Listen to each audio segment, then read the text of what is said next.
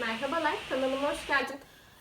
Bugün şimdi koronavirüs güncellemesi çekeceğim yine. Konumuz bu.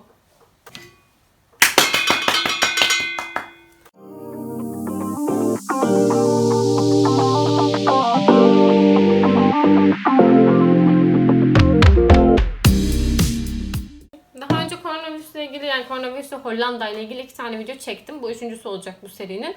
Şimdi güncel durumdan birazcık bahsedeceğim. Hollanda'nın aşılama sisteminden falan daha önceki videolarda bahsettim. Yasakların nasıl değiştiğinden falan da bahsettim. Önceki zamanlar için o videoları izleyebilirsiniz. Şimdi kısaca geçiyorum sadece bu konuları. Daha önce de söylemiştim. Hollanda 4 tip koronavirüs aşısı kullanıyor. Bunlar AstraZeneca, Moderna, Johnson & Johnson ve Pfizer. En aktif kullanılan aşı burada da Pfizer. Aşılamada ne durumdayız? Hemen ondan bahsediyorum. Şu an Hollanda'da tam aşılanan kişiler olması gerektiği kadar aşılanmış, olması gerektiği şekilde aşılanmış kişilerin sayısı 10 milyonu geçmiş durumda. Hollanda'nın nüfusu kaç? 17,5 milyon, 18 milyona yakın. Bunun dışında da aşılaması devam eden tek dozunu olmuş kişilerin sayısı ise de 1 milyon 700 bin diyor. Onu da 2 milyon gibi kabul etsek yani yaklaşık da bu hesaba göre işte 12 milyon kişinin falan aşısını tamamlayacağını söyleyebiliyoruz.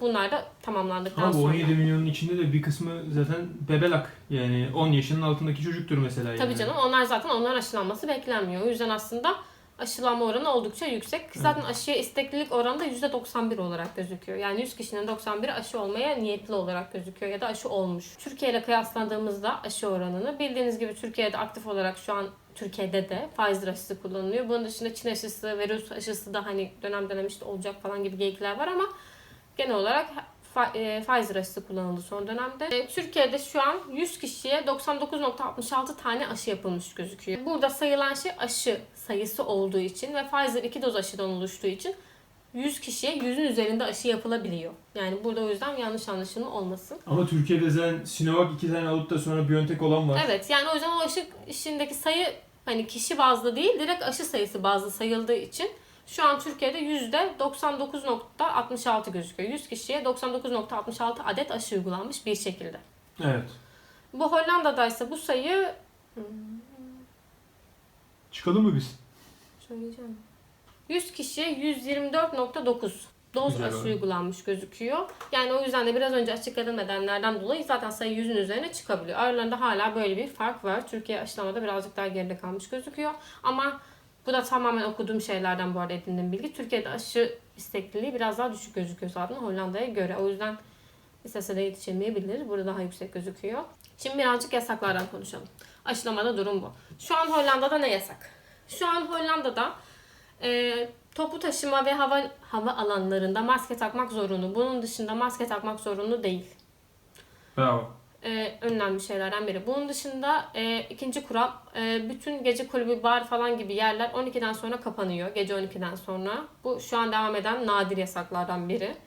Bunun dışında konser, etkinlik falan gibi şeyler yapılıyor ama günübirlik olanlar yapılıyor. Yani kalmalı 2-3 günlük festival gibi şeylere izin verilmiyor. Bunlarla ilgili yeni düzenlemeler yapılabileceği işte hızlı test bilmem ne falan konuşuluyor. Ama şu an için böyle uzun süreli festivaller yapılmıyor. Şu an Hollanda'da geçerli olan aktif kullanılan 3 tane kural var. Bunun dışında hiçbir kural yok aslında. Tabii ki şeyler var. İşte bilmem müzeye şu kadar kişi alınıyor. İşte randevuyla giriyorsun falan böyle kurallar var. Ama kısıtlayıcı olarak size etkileyecek olanlar bunlar aslında. Bu 3 kural sadece. Ve bu kuralların da Ekim ayında kalkması planlanıyor. En son konuştuğunda Sağlık Bakanı böyle konuşmuştu. Şimdi birazcık da seyahatten bahsedeceğim. Seyahat için aşağıya linkini koyacağım bu arada. Hollanda'nın bir sitesi var. Hollanda'ya gelmek istiyorsanız ya da Hollanda'dan bir yere gitmek istiyorsanız oraya bakmanız gerekiyor. Sitede zaten ilk olarak siteye girdiğinizde göreceksiniz 2 tane temel ayrım var. Avrupa bölgesinden mi gelmeye ya da gitmeye çalışıyorsunuz? İşte yani Schengen bölgesinden mi değil mi sorusuna öncelikle cevap veriyorsunuz. Eğer Schengen bölgesinde bir yere gitmeye çalışıyorsanız kurallar ve gereklilikler birazcık daha esnek oluyor aslında. Daha kolay uygulanabilir ve daha kolay karşılanabilir. Bu bölüme geçtiğinizde de yani Schengen bölgesinde bir yere gitmek istediğinizi varsayalım ve oradan Hollanda'ya geri döneceksiniz. Burada da 2 tane temel yapı var. Riskli olmayan ülkeler ve riskli ülkeler diye. Riskli olmayan ülkelerden işte bir tane örnek Almanya. Konuşalım. Nereden geldi bu örnek ya? Riskli olmayan ülkelerden bir örnek Almanya. Riskli olan ülkelerden bir örnek Yunanistan. Ama dediğim gibi bu listeler sık sık değişiyor. Listeden çıkanlar oluyor veya bazılarının yanında mesela direkt şey yazıyor, işte 15 Ağustos'ta listeden çıkacaktır diyor. Yani bunları takip etmeniz lazım. Bu listedeki yeri tabii ki kalıcı değil. Şu anki yerinden bahsediyorum sadece. Ondan sonra da işte listede riskliyse ya da risksizse ona göre ne gerektirdiğine bakıyorsunuz. Eğer risksiz bir ülkeye gidiyorsanız, yani Almanya'ya gidiyorsanız örneğin, giderken o ülke ne bekliyorsa onu yapmak zorundasınız. O işin ilk boyutu. Ama dönüşte Hollanda sizden hiçbir şey istemiyor. Ne aşı, ne test, ne karantina, hiçbir şey yok. Schengen bölgesinde riskli bir yere gidiyorsanız ve dönüyorsanız, o zaman işte ya aşı sertifikanızı göstereceksiniz, ya korona testi olacaksınız ya da son 6 ay içinde koronavirüsü geçirmiş olacaksınız. Bunlardan herhangi birini sağlıyorsanız yine karantinaya girmiyorsunuz. Giderken ne yapacağım diye soruyorsanız da giderken ne yapacağınızı o ülkeye bakıp öğreneceksiniz. Yani bunun Hollanda'daki bir siteden bakıp işte İtalya'ya nasıl gideceğinizi öğrenemiyorsunuz. Hollanda'da araştırdığınız Hollanda'nın devlet sitesi size Hollanda'ya nasıl gireceğinizi söylüyor sadece. Eğer Almanya'ya gidiyorsanız, gitmek istiyorsanız Almanya'nın kendi sitesine bakıyorsunuz. Aynı şey için tasarlanmış ve orada size diyor ki Hollanda benim gözümde riskli mi değil mi? O zaman da onun neyse göre bakıp hareket ediyorsunuz. Yani özetle neyi söylemeye çalışıyorum? Önemli olan şey şu. Hollanda'daki web sitesi size sadece Hollanda'ya girerken ne yapmanız gerektiğini söylüyor. Nereden geldiğinize göre.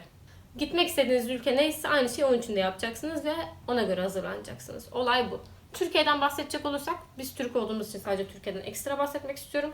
Türkiye Schengen bölgesinde değil. O yüzden zaten birazcık daha katı kuralların uygulandığı bir bölgede oluyor. Ve bunun dışında da Schengen dışındaki bölgeler içinde de riskli olmayan ülkeler listesinde de yok. Bir de yüksek riskli ve varyant riski olan ülkeler var. En kötüleri onlarda. Orada da yok. Orası Hindistan falan gibi ülkelerin olduğu liste. Türkiye Hollanda'nın gözünde riskli ülkeler listesinde. Sadece riskli. Bu önemli bir detay. Varyant riski olan ve yüksek riskli olan en kötü olan bölümde değil. Ortada.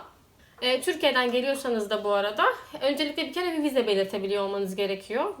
Vize içinde turist vizeleri hala sıkıntılı olduğu için bir neden belirtmeniz gerekiyor. Şu an vizeler işte burada bir çocuğu doğum yapana, bir şeyini ailesiyle ilgili bir sorun olana, cenazesi olana falan açık. Bunun dışında işte iş, araştırma falan gibi belli nedenler sunabiliyorsanız açık. Ama bunun dışında çok mümkün zaten değil vize almak. Ama eğer vize alabiliyorsanız yine aşınızı belirtip ya da korona testinizi yaptırıp gelebiliyorsunuz Türkiye'den buraya. Ama sadece şunu söylemek istiyorum tek fark olarak. Türkiye'den buraya geliyorsanız vizeniz olsa bile korona geçirmiş olmanız yeterli değil artık. Son 6 ay içinde korona geçirmiş olsanız bile buraya gelirken korona testi yaptırmak zorundasınız. Yani vizeniz var ve Türkiye'den buraya gelmek istiyorsunuz. 2 tane opsiyonunuz var. Ya test yaptıracaksınız ya aşı sertifikanız olacak.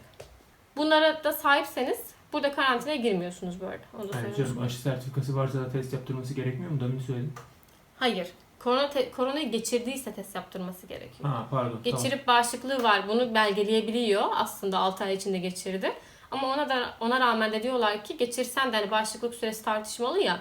Gelmeden önce birkaç gün önce işte ya hızlı test ya PCR testi yaptırmalısın. Buradan Türkiye'ye giderken ne var diye sorarsanız Türkiye'de PCR testi istiyor ya da işte aşı kartı ya da geçirmiş olmanızı belgeleyen bir belge. Ama Türkiye'ye girerken bunların hiçbirini yaptırmamış olsanız bile sınır kapılarında zaten test yapıp sizi öyle alıyorlarmış ve zaten hiçbir karantina falan da yok. Yani o yüzden Türkiye'ye gitmek aslında çok zor değil. Buraya gelmek de vize anlamında zor bana kalırsa. Onun dışında zaten ekstra söylediğim gibi çok da bir zorluk yok. Ama vize almak için belli koşulları sağlıyor olmanız gerekiyor. Aşağıya onun linkini koyacağım. Avrupa dışı işte seyahat yasağını, seyahat yasağı exception'ları nasıl çevireceğim ya? İstisna. Avrupa dışı seyahat yasağına istisna olan durumların bir listesi var. Bu durumlardan birindeyseniz zaten Türkiye'den buraya gelebiliyorsunuz. MVV vizesine sahip olmak tabii ki bunlardan biri bu arada. Onu zaten geçiyorum. Bunun dışında dediğim gibi bu işte akraba, aile falan filan gibi bir şeyler belirtebiliyorsanız gelebiliyorsunuz. Bununla ilgili söyleyeceklerim de bu kadar.